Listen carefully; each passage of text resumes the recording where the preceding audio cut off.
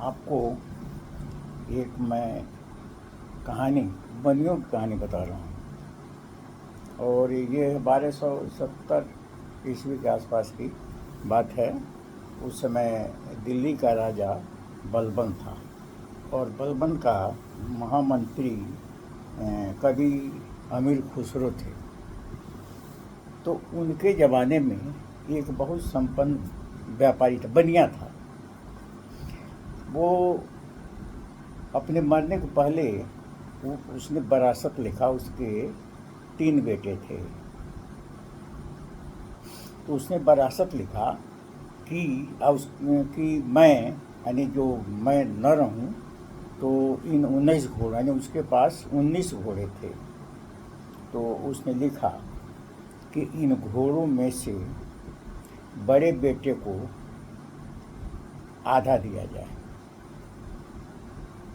दूसरे बेटे को 1/4 दिया जाए और तीसरे बेटे को 1/5 दिया जाए। ऐसा वरासत लिखकर वो मर गया। मरने के बाद इन 3 बेटों ने 19 घोड़ों के बंटवारा वसीयत के हिसाब से करने लगे, लेकिन हो नहीं पाया। तो ये केस लेकर के दिल्ली के बादशाह बलबन के पास गए।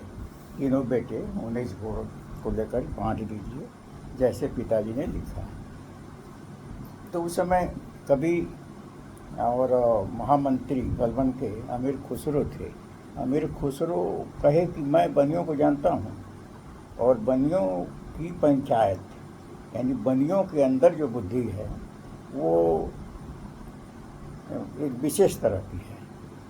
और कहा गया है कि बिना पढ़ा लिखा बनिया पढ़ा लिखा जैसा और पढ़ा लिखा बनिया खुदा जैसा। यानी बिना पढ़ा लिखा भी है तो उसकी बुद्धि पढ़े लिखे लोगों से भी अच्छी है। तो इस प्रकार से एक बनिए पंच को ही खुसरो ने बुलाया। राम सहाय पंच का नाम था, वो बनिया थे। तो उनको बुलाया गया कि भाई आओ तुम ही बंटवारा कर दो। तो वह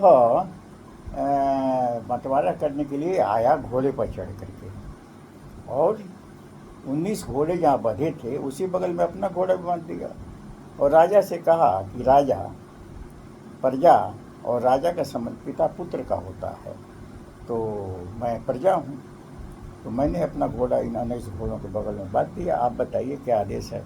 उन्होंने कहा देखो 19 घोड़े हैं और वसीयत के अनुसार पहले बच्चे को आधा देना, 1/2 देना है, दूसरे बच्चे को 1/4 देना है और तीसरे बच्चे को 1/5 देना है। अब ये बंट नहीं रहा है, आप बांट दीजिए। तो उसने कहा अपना घोड़ा उनके बगल में बांध दिया और कहा कि इसका आधा हुआ, यानी उसके घोड़े मिलाकर 20 हो गए। तो उसने कहा इसका आधा 10 बड़े बच्चे को दे दीजिए। 10 बड़े बच्चे को दे दिया गया। उसके बाद 1/4, तो 1/4 हुआ 5 घोड़े, तो 5 घोड़े दूसरे को दिया गया। फिर कहा वसीयत के अनुसार 1/5 देना था तीसरे को, तो उसका 1/5 4 घोड़ा हुआ, तो 4 घोड़ा तीसरे बच्चे को दे दिया गया।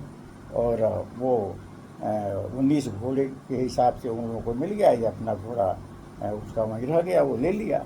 तो इस तरह से यह बुद्धिमानी खुसरो ने कहा कि बनियों से बढ़कर कोई नहीं है, और ये बनिए जो है बहुत होशियार होते हैं। तो इन्होंने बांट दिया 19 घोड़े को, शर्त के अनुसार बंट गया।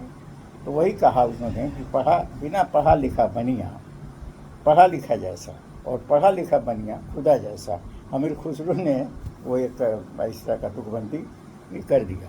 तो ये है बात कि जो बनिए होते हैं वो बहुत बुद्धिमान होते हैं, बनिए बहुत ईमानदार होते हैं, बनिए सत्य के रास्ते पर चलते हैं और सत्य ईश्वर होता है। और ईश्वर की व्याख्या करना और सत्य की व्याख्या करना आसान नहीं है।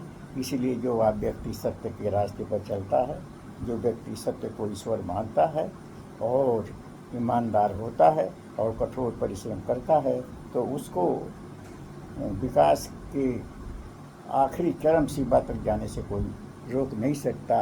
तो इसीलिए मैंने एक घटना आपको बताया, और आप भी सोचिए गणेश घोड़ों में शर्त के अनुसार कैसे बंटा।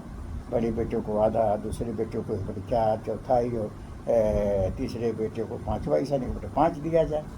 और वो बुद्धिमान पनिया बांट दिया। 19 घोड़े में सबको मिल भी गया, उसका घोड़ा भी उसको मिल गया। तो ये होती है बुद्धिमानी, इसको बुद्धि कहते हैं, जिसको जो बनियों के अंदर ज़्यादा है। और ये अपनी बात मैं समाप्त करता हूँ, और जय। तो ये कहाँ गया?